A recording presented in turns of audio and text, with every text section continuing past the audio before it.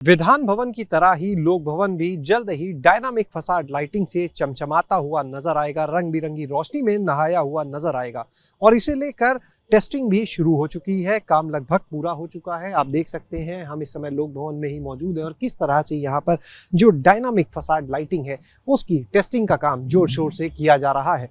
खास बात यह है कि जितनी भी लाइटिंग है ये थीम बेस होगी, यानी अगर 15 अगस्त का अवसर है, 26 जनवरी का अवसर है या कोई और पर्व है तो उस अवसर पर उस पर्व के अनुसार ही यहाँ पर लाइटिंग देखने को मिलेगी। जैसे अगर 15 अगस्त है तो तिरंगे की रोशनी में ये लोक भवन नहाया हुआ नजर आएगा। इससे पहले इसी साल अगस्त में मुख्यमंत्री ने विधान भवन में फसाड लाइटिंग की शुरुआत की थी और अब लोक भवन में भी वैसी ही लाइटिंग की जा रही है, उसकी तैयारी की जा रही है। आप देख सकते हैं किस तरह से लोक भवन इस समय रंग बिरंगी रोशनी में नहाया हुआ नजर भी आ रहा है टेस्टिंग के दौरान। और लगातार ये लाइट्स जो हैं बदल रही हैं, आप देख सकते हैं यहाँ पर। और खास बात ये कि इस लाइटिंग के साथ में यहाँ पर म्यूजिक जो होगा, जो देशभक्ति के गीत है वो भी हल्की आवाज में सुनने को मिलेंगे अलग अलग अवसर पर।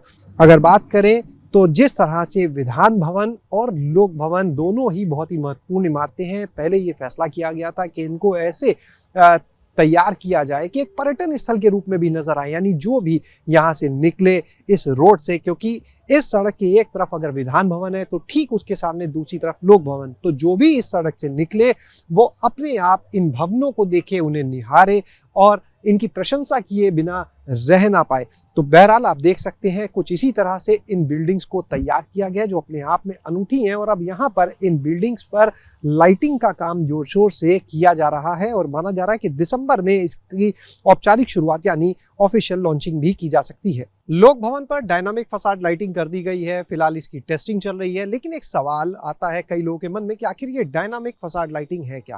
तो हम आपको बता दें, डायनामिक फसाड लाइटिंग यानी एक ऐसी लाइटिंग की व्यवस्था जो प्रोग्रामिंग बेस होती है। आप जैसे इस भवन पर देख सकते हैं कि किस तरह से हर पिलर पे एक अलग लाइट यहाँ पर नजर आ रही है जो बदल भी रही है। कभी हरी लाइट, कभी पीली लाइट, कभी बैगनी, कभी लाल, कभी नीली, कभी सफेद। तो ये जो एक पूरी प्रोग्रामिंग होती है, यानी एक कंट्रोल के तहत इस लाइटिंग में बदलाव होते रहे, यही है डायनामिक फसाड लाइटिंग। यानी आप देखिए इस समय किस तरह से मल्टी कलर में ये पूरा लोक भवन जो है वो रंगीन रोशनी से नहाया हुआ, आप देख सकते हैं, नहाया हुआ नजर आ रहा है। इसके अलावा अगर यहाँ पर वंदे मातरम चल रहा हो, कोई देशभक्ति का गीत चल रहा हो, तो उसके हिसाब से भी प्रोग्रामिंग सेट करके इस लाइटिंग में बदलाव किए जा सकते हैं कि गीत के बोल के हिसाब से लाइटिंग बदलती रहे।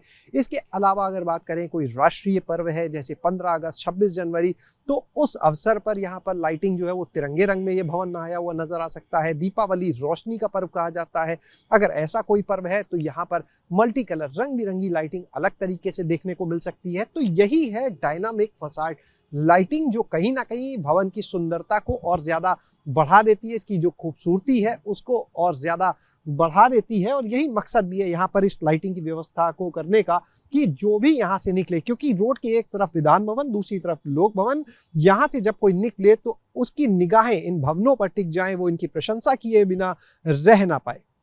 कैमरा सहयोगी प्रमोद के साथ शैलेश अरोरा, एबीपी गंगा, लखनऊ।